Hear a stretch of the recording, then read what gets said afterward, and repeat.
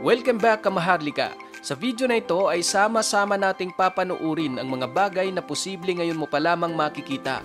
Pero bago tayo magsimula, kung ayaw mong matulad ka sa taong ito, mag-subscribe ka na sa ating munting channel. Sabayan mo na rin ng pagkalembang ng bell icon para lagi kang updated sa ating mga bagong upload.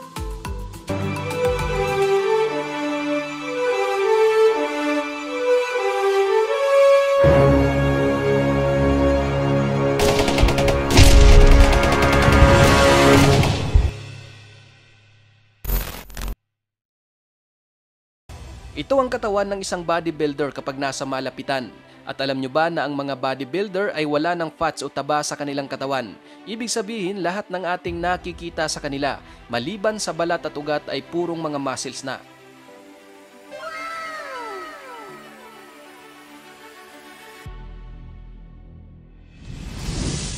Face painting kung tawagin ang ganitong art na ginagamitan ng cosmetic like paint. Kaya naman hindi ito katulad sa mga tattoo na mananatili sa iyong balat.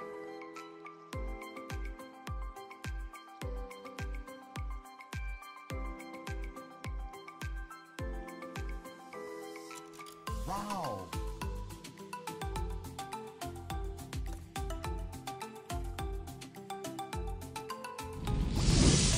Maliban sa mga nauusong nagagandahang digital watch, mayroon ding isang cool na relo.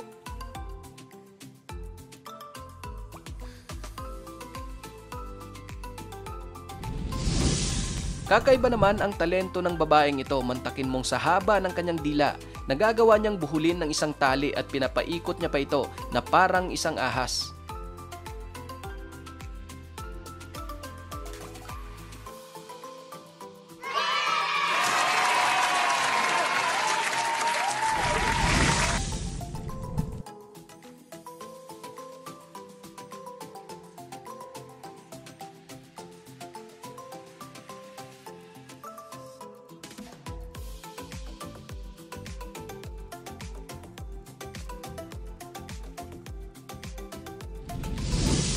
Ito na marahil ang pinakamalaking sandcastle na ating makikita.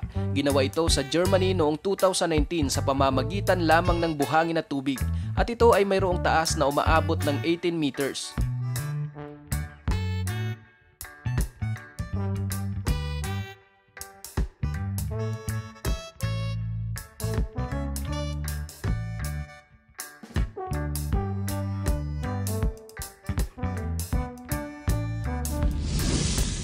Kapag may tropa kang mahilig magsugal gamit ang baraha, ang bagay na ito ang swak na swak panregalo para sa kanya.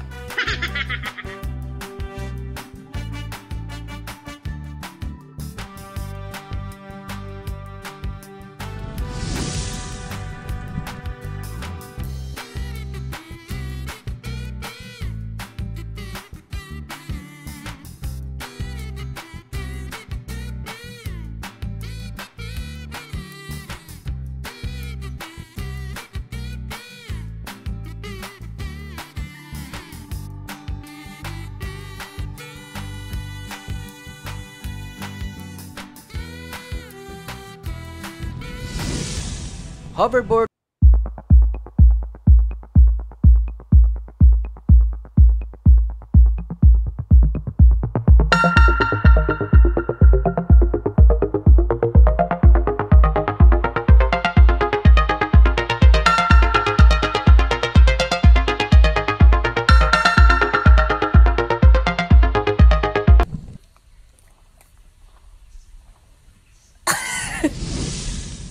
Hindi isang hukay na mayroong buhangin at tambak na mga bato ang iyong nakikita, kundi isa iyang balon na mayroong napakalinaw na tubig.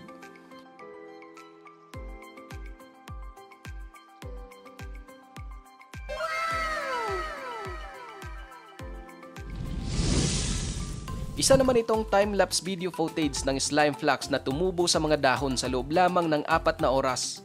Ang slime flux na kilala din sa tawag na bacterial slime o bacterial wetwood ay isang bacterial disease na karaniwang umaatake sa iba't ibang uri ng kahoy.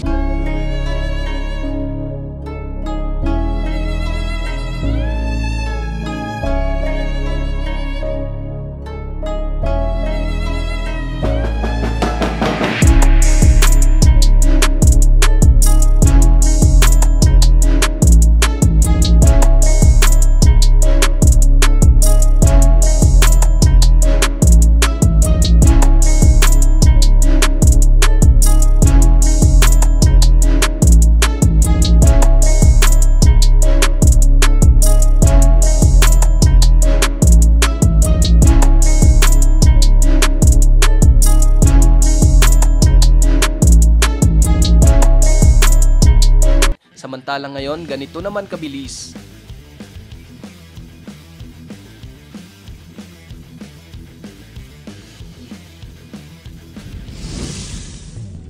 Paki-comment nyo nga kapatid kung anong klaseng hayop ito.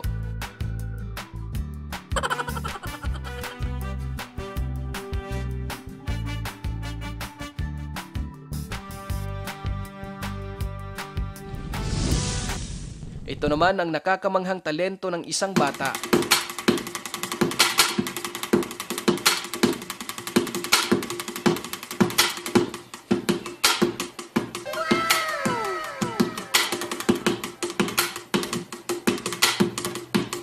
Dito sa Pilipinas ay mano-mano nating pinipili o pinaghihiwalay ang mga prutas na naaayon sa kanilang laki.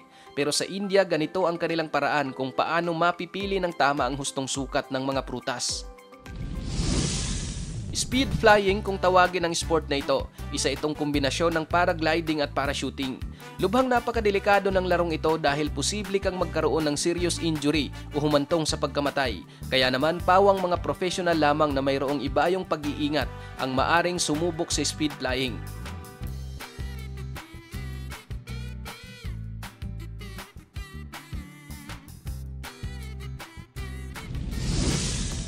Have you ever wondered kapatid kung paano ito ginawa?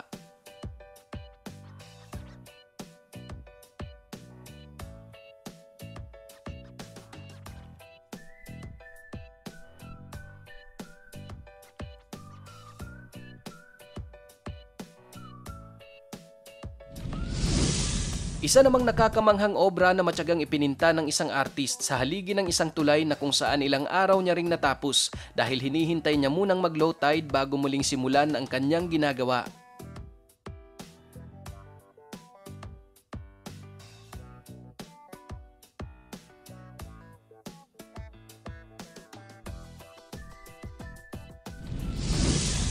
Maayos tignan sa labas ang punong kahoy na ito, pero kung pagmamasdan mo,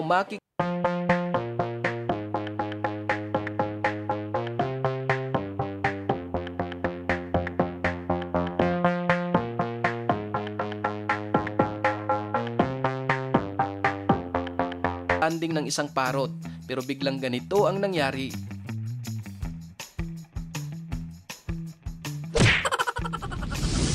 Tatapusin natin ang video na ito sa isang mabisang pamamaraan kung paano mabilis makahuli ng isda.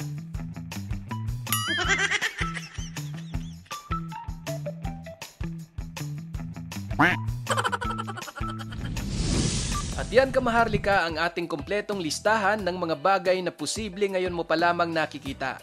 Pero bago tayo magtapos, isang shoutout muna sa ilan nating kamaharlika na nag-comment sa ating nakaraang video.